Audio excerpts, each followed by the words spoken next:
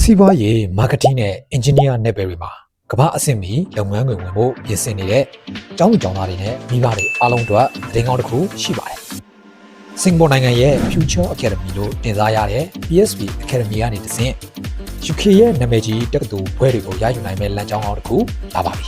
။လာမယ့်ဇူလိုင်18ရက်မနက်10:00နာရီမှာ Study Abroad Information Center ကနေဓာတ်ရိုက်ပြုလုပ်သွားမယ် live webinar မှာတင်PSB နဲ့ Coventry University တို့ပူးပေါင်းပြီးတော့စင်ကာပူအခြေစိုက် MNC နိုင်ငံတကာ company ကြီးတွေအတွက်ပြင်ဆင်ပေးမယ် Business, Marketing နဲ့ Digital Media ဘွဲ့လမ်းကြောင်းတွေ Professional Honors အဆင့်အတန်းအပြည့်ရှိတဲ့ Mechanical, Electrical နဲ့ Renewable Energy Engineer ဘာသာရပ်တွေအကြောင်း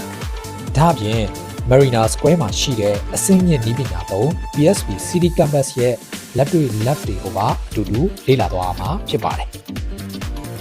အဓိကအကြဆုံးဖြစ်တဲ့ September, October နဲ့ November ကျောင်းဖွင့်ချိန်တွေအတွက်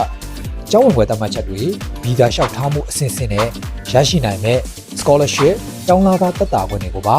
အသေးစိတ်ဆွေးနွေးပြသွားမှာပါ။ဒီလိုမျိုးအခွင့်အရေးကောင်းတွေကိုလက်မလွတ်ရအောင်လာမယ့်ဇူလိုင်18ရက်မနက်10:00နာရီမှာပြုလုပ်သွားမယ့် webinar ကိုအခုပဲအခမဲ့ဈေးပေးသွင်းလိုက်ကြအောင်။ webinar မှာအားလုံးနဲ့ပြန်ဆုံတွေ့ပါမယ်။